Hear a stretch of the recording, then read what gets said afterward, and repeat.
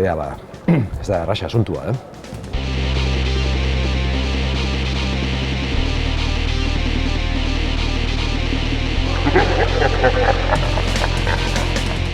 Artistak, personal trainingak, aztian airoso atera dira kirol magnetofonistak. Ba, ez esango bat honekin.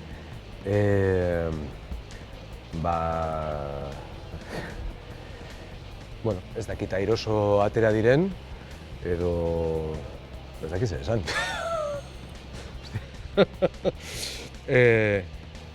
Ez dakit zer esan. Nola azaldu aztia, bi hitzetan askori kontatu gabe.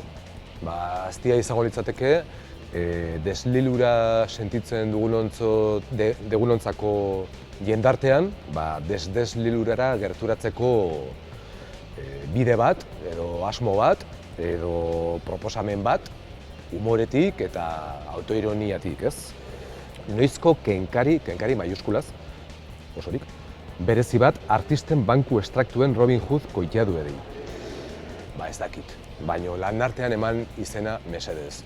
Ditugun baliabideak erabili ditzagun eta indartu gaitezen. Errenta H-rekin idatzi beharko litzateke, bai, ezta, bai.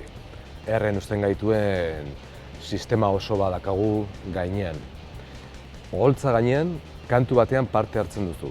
Musikaria zara? Bai, eskerrik asko. Ametsa bete duzu? Bai.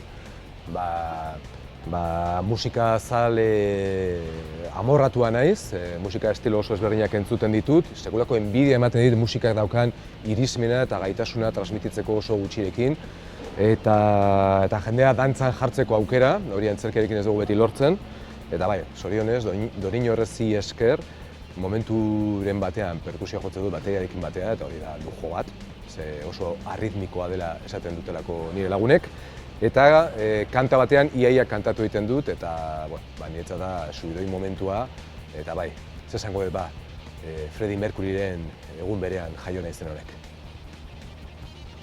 Freddie Mercury eta John Cage. Beste musikari bota bat.